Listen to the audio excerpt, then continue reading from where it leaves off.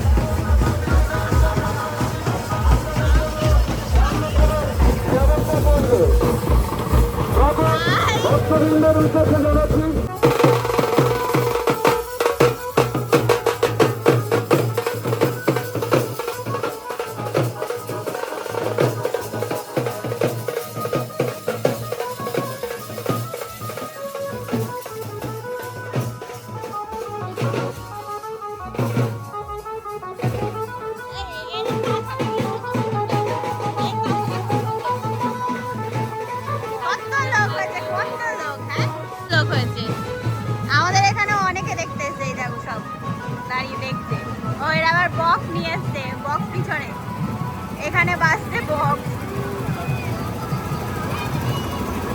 সব চুনোপুটি নাচছে।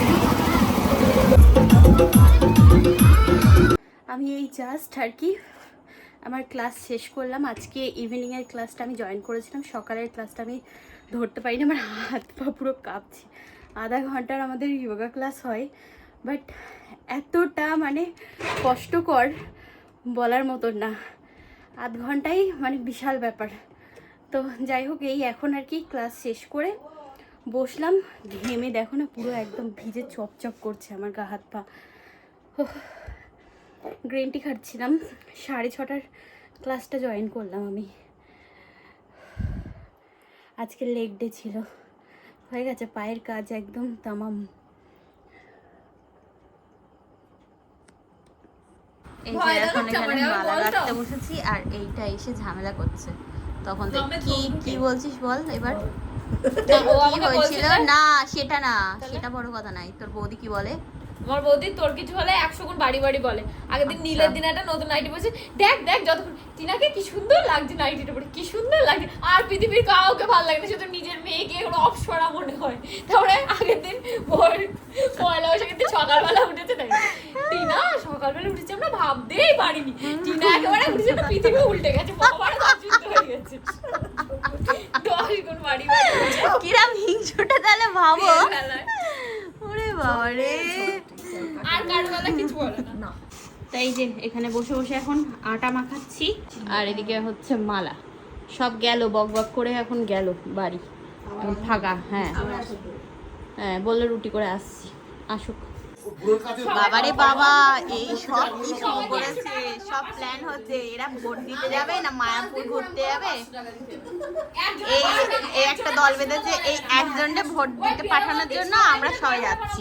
500 টাকা দিয়ে 1 2 3 4 5 100 টাকা করে হয়ে যাবে সব। বাবারে তোদের পয়সা লাগবে না, তাহলে কাকার 100 টাকাটা আমরা 4 তুই 25 টাকা করে ভাগ করব। হ্যাঁ ঠিক আছে, ঠিক আছে, তাই হবে, নাও তাই হবে।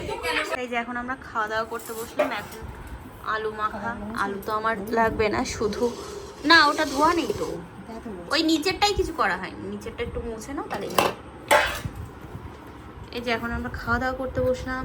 এখানে আছে হচ্ছে আমার সব রকম সবজি দিয়ে তরকারি, আর এখানে কি, আচ্ছা চপ, এটা কিসের চপ? ও, আর ডিম ভাজা। আচ্ছা যাই হোক, এখন তো আমি রুটি আর সবজি খাবো। ইয়েস,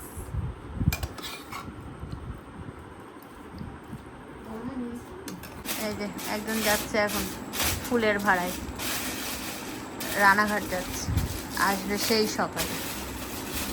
আর এইটারে আমার পাড়া দিতে হবে, বলেছি একা একা ঘুমায়। কি হাসি আমার, খেদাই তো বাস নেবো না আজকে আমি, ঠিক আছে। আমি মালাগুলো গাঁথা হলো, তা মুখ আটকানো হয়নি, তাই ইয়ে করছি, আটকাচ্ছি। খেয়ে দিয়ে এসে শুয়ে পড়েছি।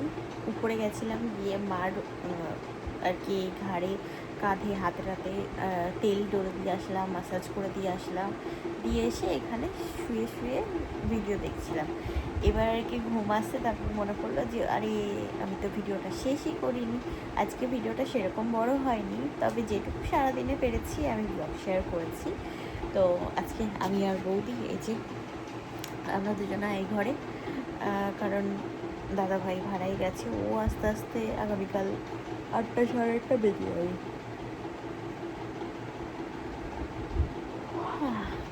তো চলো আর বেশি কথা বলবো না, আপাতত এই পর্যন্তই রাখছি ব্লগটা। আবার আগামীকাল দেখা হবে, কথা হবে। আজকের মতো tata, bye bye, good night, sweet dream, ভালো থেকো সবাই, টাটা।